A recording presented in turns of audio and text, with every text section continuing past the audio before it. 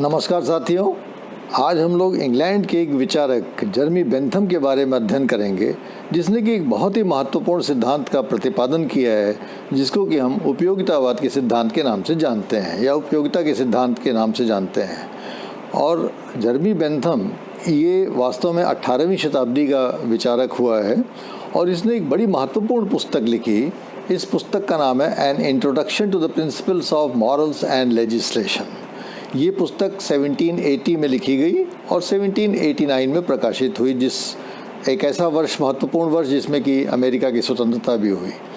तो इस पुस्तक में जर्मी बेंथम ने उपयोगिता के सिद्धांत का प्रतिपादन किया है, अर्थात what constitutes the principle of utility, वो आप बड़े आराम से इस किताब में देख और समझ सकते हैं।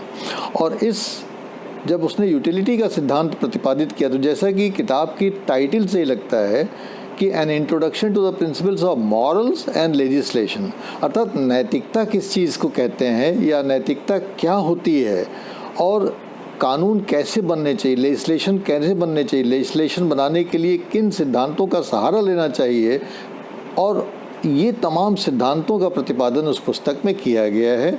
और इसीलिए बेंथम के जो पूरा सिद्धांत है उसका नाम उपयोगितावादी सिद्धांत या यूटिलिटेरियनिज्म रखा गया है, क्योंकि ये यूटिलिटी के सिद्धांत, प्रिंसिपल ऑफ यूटिलिटी पे आधारित है। आइए आज इसको हम लोग पहले समझने की कोशिश करते हैं कि बेंथम ने इसको उपयोगिता का सिद्धांत नाम क्यों दिया। लेकिन इसके पहले कि हम लोग ये समझें कि बेंथम ने इसे उपयोगिता के सिद्धांत का नाम क्यों दिया या हम लोग इसको उपयोगितावादी सिद्धांत क्यों कहते हैं, हमें ये बहुत समझने की ज़रूरत है कि बेंथम ने उपयोगिता या यूटिलिटी शब्द से उसका आशय क्या था। अगर आज की तारीख में हमसे और आपसे कोई पूछे कि भाई यूटिलिटी से आप क्या समझते हैं, तो हम लोग यही मानेंगे कि यूटिलिटी का मतलब होता है कोई ऐसी चीज़ जो हमारे जीवन में उपयोग में आए, हमारे दैनिक चर्या में उसका प्रयोग हो सके, जिससे कि हम अपने दायित्वों का ठीक से निर्वहन कर सकें। एक ऐसी चीज़ को हम उपयोगी वस्तु मानते हैं। जैसे कलम हमारे लिए एक उपयोगी वस्तु है, किताब हमारे लिए उपयोगी वस्तु है, लैपटॉप हमारे लिए एक उपयोगी वस्तु है, मोबाइल हमारे लिए एक उपयोगी वस्तु है। तो ये तमाम जो चीज़ें हैं वो हमारे दैनिक जीवन में काम आती हैं, जिससे कि हमारा जीवन चलता रहता है, उसको हम उपयोगी मानते हैं। लेकिन हम किसी चीज़, ऐसी चीज़ को उपयोगी नहीं मानते हैं जो केवल ऑर्नामेंटल होता, जो केवल शोभा बढ़ाए हमारे घर की, है ना, या कोई जो चीज़ हमें रुचिकर लगे या पसंद आए, ऐसी चीज़ को हम उपयोगी नहीं मानते। या जो चीज़ हमें केवल सुख दे, तो ऐसी चीज़ों को हम उपयोगी नहीं मानते। कोई चीज़ हमें सुख दे सकती है लेकिन हमारे लिए वो किसी उपयोग की नहीं है, सुख दे के उसका काम खत्म हो जाता है। लेकिन जब बेंथम के केस में हम देखते हैं तो बेंथम तो बिल्कुल इसका विलोम सोचता है, अर्थात वो उन्हीं चीज़ों को उपयोगी मानता है जिसको कि हम नकार देते हैं। अर्थात वो उन चीज़ों को उपयोगी मानता है जो हमें सुख देती हैं, जो हमें रुचिकर लगती हैं। और इस प्रकार से जो बेंथम का अप्रोच है पूरा का पूरा उपयोगिता को, शब्द को परिभाषित करने का, वो हमारी और आपकी समझ से बिल्कुल उल्टा है, वो अलग है। और इसलिए अलग है कि वो उपयोगिता को ही गुड से कोरिलेट करता है, अर्थात वो ये कहता है कि वही चीज़ उपयोगी है जो कि सुख देती है, और जो चीज़ सुख देती है उसी चीज़ को हम अच्छा कह सकते हैं। बल्कि उसने ये भी कहा कि जो चीज़ सुख नहीं देती है, वो दुख देती है, उसको हम बुरा कहेंगे। तो बेंथम ने सुख और दुख इसको परिभाषित करने के लिए एक मॉरल थियरी का निर्माण किया कि what is good and what is bad. हम यही कहते हैं ना कि भाई नैतिकता में क्या चीज़ अच्छा है और क्या बुरा है।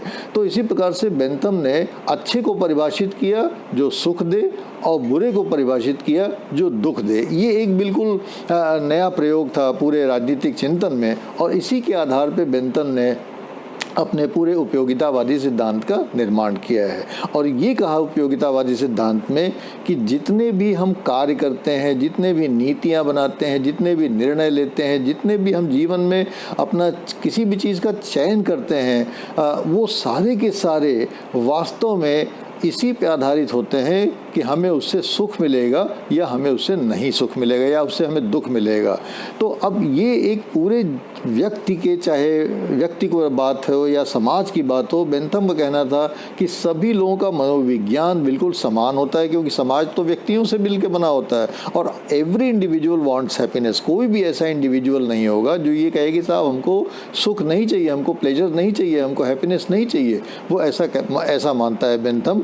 और इसीलिए चूंकि पूरी बेंथम का जो चिंतन है वो सुख और सुख प्राप्त करने के उद्देश्य को लेकर परिभाषित है, इसीलिए बेंथम के पूरे उपयोगितावादी सिद्धांत को या बेंथम के सिद्धांत को सुखवादी सिद्धांत या हीडोनिस्टिक थियरी के नाम से भी जाना जाता है।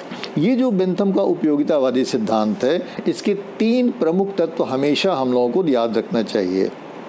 पहला चीज़ ये है कि ये एक मनोवैज्ञानिक सुखवाद की परिकल्पना करता है, जैसा कि हॉब्स में भी हमको दिखाई देता है। और उसका ये कहना है कि मनुष्य सुख के अलावा कुछ चाहता ही नहीं है और ये चाहता है कि उसको जीवन में अधिक से अधिक सुख मिले और कम से कम दुख मिले। आपने भी देखा होगा कि बड़े जब आपको आशीर्वाद देते हैं तो यही कहते हैं ना कि भाई सुखी रहो।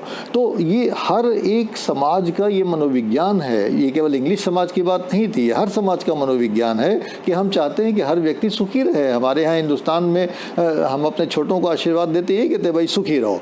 तो सुख रहना ये एक सबकी चाहत है, ये मनोवैज्ञानिक चाहत है।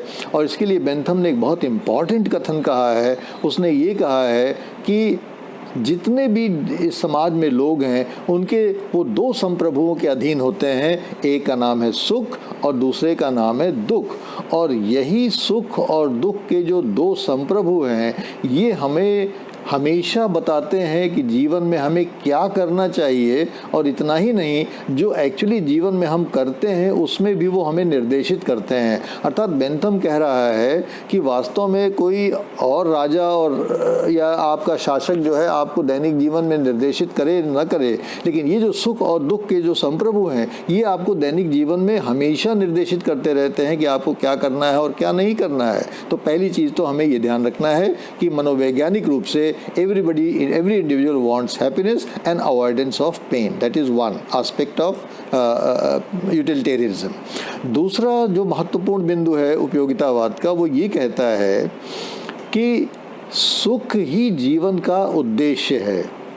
ये कोई साधन नहीं है कि कुछ उस साधन से हम कुछ और हायर एंड को प्राप्त करने की कोशिश करें, नहीं।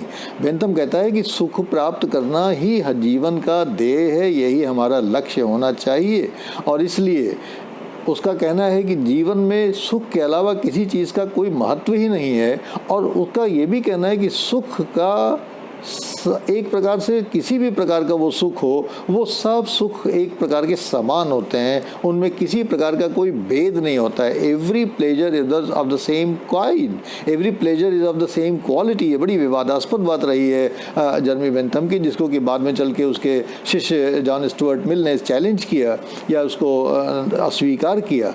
और इसके लिए बेंथम का ये कहना है कि यदि एक कार्य से मिलने वाला सुख की मात्रा दूसरे कार्य से मिलने वाले सुख की मात्रा के बराबर हो तो वो दोनों ही कार्य बराबर के महत्वपूर्ण माने जाएंगे। और उसका बड़ा फेमस कथन है कि the quantity of pleasure being equal pushpin is as good as poetry. अर्थात अगर कविता पाठ से हमें आनंद मिलता है उतना ही जितना कि हमें कबड्डी खेलने से मिलता है, तो वो कहता है कबड्डी और कविता पाठ में कोई अंतर नहीं माना जा सकता। ये उसका दूसरा कथन है कि all pleasures are of the same kind and only it is only the quantity which matters not the quality.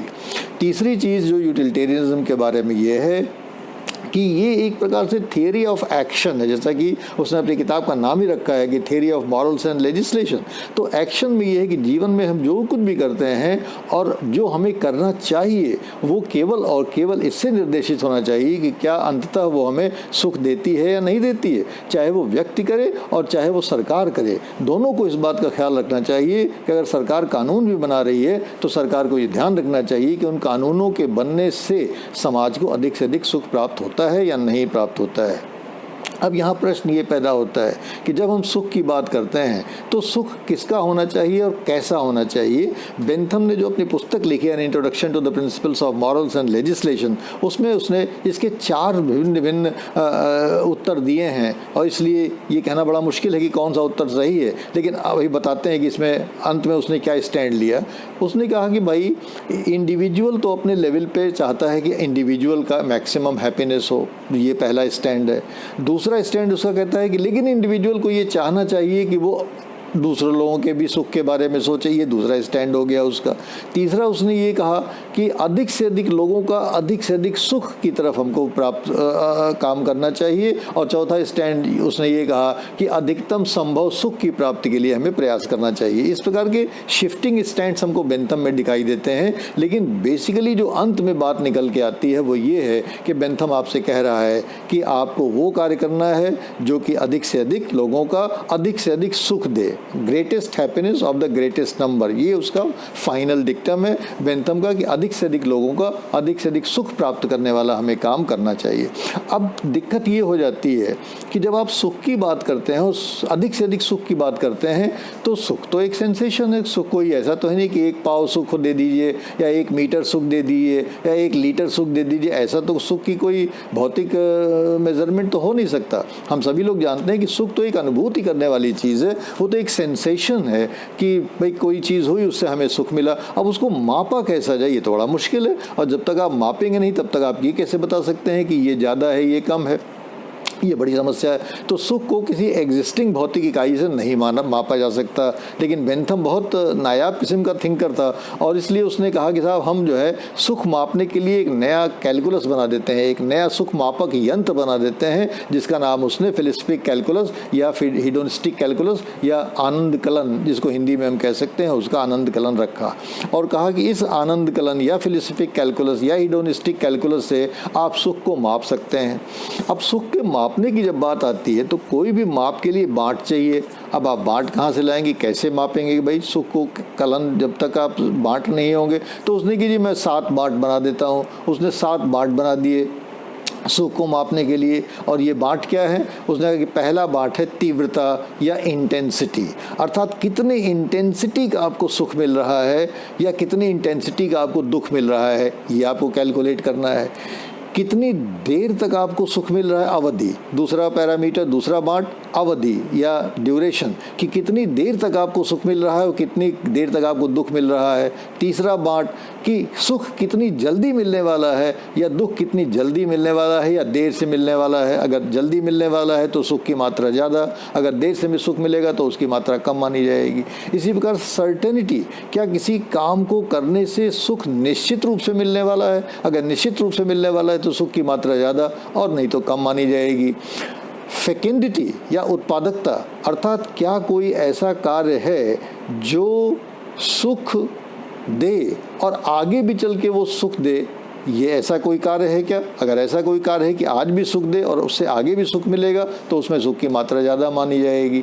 इसी प्रकार से शुद्धता, क्या कोई ऐसा कार्य है जो आज तो सुख दे रहा है लेकिन कहीं ऐसा तो नहीं कि आगे चल के वो दुख देने लगे। अगर उसमें इस प्रकार की प्रवृत्ति है तो उसमें सुख की मात्रा कम मानी जाएगी। लेकिन अगर उसमें ये भाव है कि वो आज भी सुख दे रहा है और आगे भी सुख ही सुख देता रहेगा तो उसमें सुख की मात्रा ज़्यादा मानी जाएगी। और एक्सटेंट, 7वां इकाई एक्सटेंट या विस्तार, कि भाई कितने लोगों को वो सुख देगा, अर्थात एक आदमी प्रभावित होगा तो सुख की मात्रा कम, 2 प्रभावित होंगे, 10 प्रभावित होंगे, 100 प्रभावित होंगे, 1000 प्रभावित होंगे। जितने ज़्यादा लोग प्रभावित होंगे उस सुख की मात्रा से सुख की मात्रा उतनी ही ज़्यादा मानी जाएगी।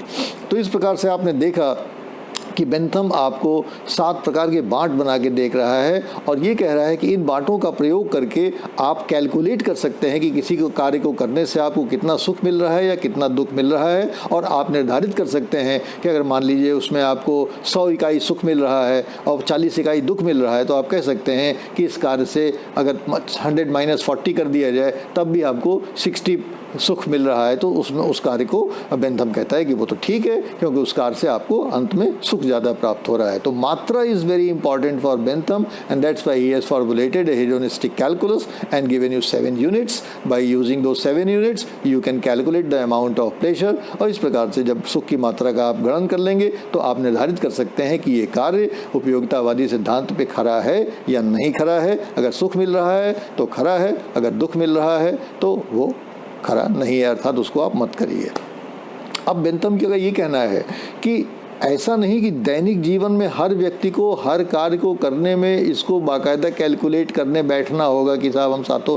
वो कह रहे हैं कि जीवन में हम लोग जब आते हैं तो धीरे धीरे बचपन से हमारे अनुभव ऐसे हो जाते हैं, क्योंकि हम अभ्यस्त हो जाते हैं हर कार्य को। हमारे अंदर एक समझ पैदा हो जाती है कि किस कार्य को करने से हमें सुख मिलने वाला है और किस कार्य को करने से हमें दुख मिलने वाला है। एक आंतरिक कैलकुलस वर्क करता रहता है और हमें हर कार्य को बैठ के गणना नहीं करनी पड़ती है। हमको समझ में आ जाता है कि कौन से कार्य से हमको सुख और कौन से कार्य से हमको दुख मिलने वाला है। लेकिन हाँ, अगर संसद कानून बना रही है, अगर सरकार कानून बना रही है, तो सरकार को ये जरूर कैलकुलेट करना चाहिए कि वास्तव में उस कानूनों से मिलने वाले सुख की मात्रा ज़्यादा होगी या समाज को दुख की मात्रा ज़्यादा होगी। अगर सरकार को लगी कि उससे सुख की मात्रा ज़्यादा होगी तब उस कानून को परस्यू करना चाहिए। अगर उसको लगे कि सुख की मात्रा ज़्यादा नहीं होगी, दुख की मात्रा ज़्यादा होगी, तो उस कानून को ड्रॉप कर देना चाहिए। अब यहाँ पे एक चीज़ बहुत इंपॉर्टेंट है, कुछ डिफ्रेंसिएशंस बहुत इंपॉर्टेंट है बेंथम में, जो कि हम सब लोगों को समझना चाहिए। और वो ये है कि बेंथम अच्छे कार्य में, गुड एक्शन में और राइट एक्शन में डिफरेंस करता है कि एक अच्छा कार्य क्या है और एक सही कार्य क्या है। जैसे उसका उदाहरण बहुत देके बहुत समझने में आसानी रहेगी। जैसे बेंथम कहता है कि भाई अगर आप कोई काम करते हैं और आपके पास विकल्प हैं, विकल्प ये कर सकते हैं A B C D, मान लीजिए 5 विकल्प हैं किसी काम को करने के और आपको उसमें से एक का चयन करना है, तो आपको ये कैलकुलेट करना है कि किस विकल्प से कितने मात्रा का सुख और कितने मात्रा का दुख मिल रहा है, दूसरे विकल्प से कितने मात्रा का सुख और कितने मात्रा का दुख मिल रहा है, तीसरे विकल्प से, चौथे विकल्प से, हर विकल्प से आपको कैलकुलेट करना पड़ेगा कि कितने मात्रा का सुख और कितने मात्रा का दुख मिल रहा है। और उसको अंत में नेट देखना पड़ेगा कि नेट आउटपुट सुख में किसका ज़्यादा है। और इस प्रकार से अगर किसी काम में हमको सुख और दुख दो में चयन करना है तो जाहिर है कि मसला बड़ा सिंपल है। A good action is that action which gives you pleasure and avoids pain या गिव्स यू मिनिमम पेन। लेकिन अगर आपके सामने 5 विकल्प हैं और पांचों से आपको सुख मिल रहा है, अब तो बड़ी समस्या वाली बात आ गई कि अब पांचों से आपको सुख मिल रहा है और पांचों में से आप किसी का भी चयन कर लें तो क्या वो एक्शन आपका सही होगा? कोई भी आप चयन कर सकते हैं? बेंथम कहता है कि नहीं। अगर आपके पास 5 एक्शंस हैं और पांचों आपको सुख दे रहे हैं तो आपको राइट एक्शन का चयन करना चाहिए। और right action is that action which gives you the maximum amount of pleasure. अर्थात अगर किसी काम से 100 यूनिट का प्लेजर मिल रहा है, दूसरे से 75 यूनिट का मिल रहा है, तीसरे से 40 यूनिट का मिल रहा है, चौथे से 25 यूनिट का मिल रहा है, तो आप अगर 25 यूनिट वाले का चयन करते हैं तो बेंथम के अनुसार your action is not right, it is wrong action. तो इस प्रकार से बेंथम में गुड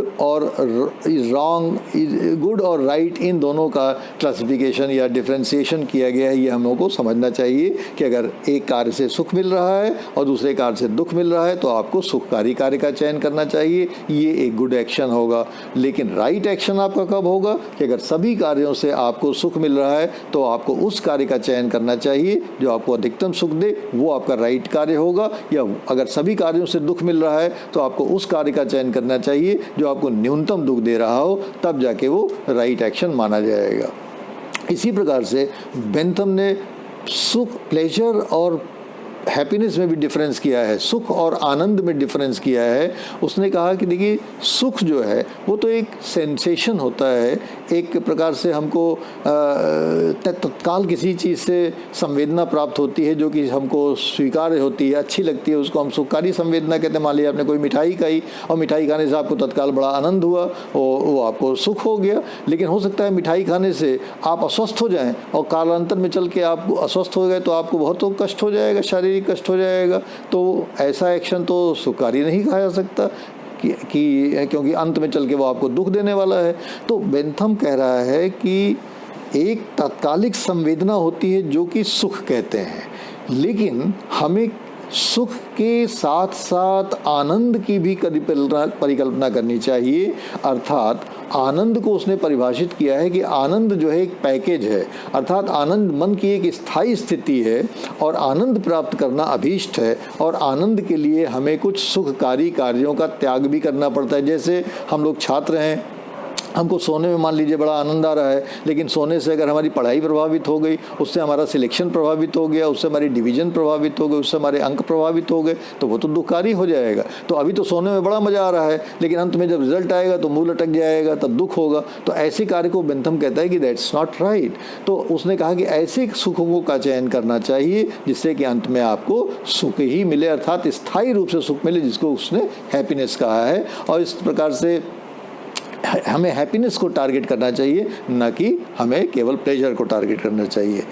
तीसरा डिस्टिंक्शन बेंथम ने बहुत इंपॉर्टेंट बताया है कि किसी भी कार्य का जो उद्देश्य होता है और किसी भी कार्य का जो परिणाम होता है, मोटिव और इंटेंशन, इसमें मोटिव और कॉन्सिक्वेंसेस, इसमें कॉन्सिक्वेंस ज़्यादा इम्पॉर्टेंट होता है और परिणाम इसलिए ज़्यादा इम्पॉर्टेंट होता है कि आपका उद्देश्य कुछ भी अच्छा हो सकता है, लेकिन अगर उद्देश्य का परिणाम जो है दुखकारी आ गया तो उस उद्देश्य का हमें क्या करना। तो बेंथम कहता है कि आप परिणामों पे कंसंट्रेट करिए कि परिणाम आपके कार्य के कैसे आएंगे, सुखकारी आएंगे या नहीं आएंगे। और परिणामों में वो दो प्रकार के परिणामों की परिकल्पना करता है, एक प्रारंभिक परिणाम की परिकल्पना करता है और एक सेकेंडरी परिणाम की, एक प्राइमरी परिणाम और एक सेकेंडरी परिणाम की परिकल्पना करता है। और वो कहता है कि प्राइमरी परिणाम का मतलब होता है जो कर्ता को ही प्रभावित करता है, और सेकेंडरी परिणाम का मतलब होता है जो समाज को प्रभावित करता है। और जो चीज़ समाज को प्रभावित करती है, ज़्यादा लोगों को प्रभावित करती है, वो ज़्यादा महत्वपूर्ण होगी। उदाहरण उसने एक बहुत उसको समझ सकते हैं हम लोग कि मान लीजिए कोई व्यक्ति रिक्शे से स्टेशन जा रहा है और रास्ते में स्टेशन पे जाते समय उसका सामान किसी ने छीन लिया, तो उसके सामान का नुकसान हुआ, उसको जो कष्ट हुआ उससे वो उस प्राइमरी उसको दुख हुआ या प्राइमरी कष्ट हुआ, उसको प्राइमरी कॉन्सिक्वेंस कहेगा बेंथम। लेकिन अगले दिन जब अखबार में छपेगा कि साहब फलाना आदमी का सामान स्टेशन जाते समय छीन लिया किसी ने, तो जितने भी लोग अखबार पढ़ेंगे और उन सब के मन में एक भय समाया आएगा कि कहीं ऐसा ना हो कि हम भी स्टेशन जाएं और हमारा भी सामान छीन जाए। तो एक आदमी का जो नुकसान हुआ, वो उसको जो दुख हुआ वो प्राइमरी हुआ, उसकी मात्रा कम हुई, लेकिन उसकी वजह से जो सेकेंडरी कॉन्सिक्वेंस हुआ कि लाखों लोगों ने उस समाचार को पढ़ा और उनको जो दुख या उनको चिंता हुई, उससे जो उनको दुख हुआ वो बहुत ज़्यादा उसका अमाउंट माना जाएगा। तो बेंथम के लिए ये सेकेंडरी कॉन्सिक्वेंस भी बहुत इंपॉर्टेंट है। तो इस प्रकार से बेंथम के लिए जो प्लेजर और हैप्पीनेस का डिफरेंशिएशन है, गुड और राइट का डिफरेंशिएशन है, मोटिव और कॉन्सिक्वेंसेस का डिफरेंशिएशन है, ये सब भी अकाउंट फॉर करके वो अपने प्लेजर की, किसी भी कार्य के प्लेजर की मात्रा की गणना करता है। लेकिन अल्टीमेटली बेंथम को मतलब इस बात से है कि अंत में कितना सुख आपको मिलेगा। अगर सुख की मात्रा आपको ज़्यादा मिलेगी तो आपका काम गुड है, आपका काम अच्छा है, आपका काम सुखकारी है, और यही बेंथम का अभीष्ट है। इसलिए बेंथम का संदेश ये है कि आप वही काम करें जो कि आपको और समाज के अधिक से अधिक लोगों को अधिक से अधिक सुख प्रदान करे। उस कामों से बचें जो आपको भी और समाज के लोगों को भी दुख देता हो। ये वास्तव में इसकी बहुत सारी त्रुटियां हैं, बहुत सारी कमियां हैं, लेकिन एक ऑपरेटिंग नॉर्म के रूप में फिर भी ये आज बहुत ही एक प्रकार से स्वागत योग्य सिद्धांत है। क्योंकि वास्तव में अगर हम ऐसा सोच भी सकें, आज हम लोग इतने आत्म केंद्रित हो गए हैं कि हम केवल अपने सुख के बारे में सोचते हैं। कायदे से तो हमें सर्व सुख के बारे में सोचना चाहिए, सबके सुख के बारे में सोचना चाहिए, लेकिन अगर वो संभव ना हो तो कम से कम एक सेकेंड बेस्ट के रूप में हमें ये ज़रूर सोचना चाहिए कि अधिक से अधिक लोगों को हम कैसे अधिक से अधिक सुखी बना सकते हैं। अगर इसका हम पालन कर सके तो वास्तव में आज भी ज़िंदगी बहुत खूबसूरत हो सकती है। Thank you very much.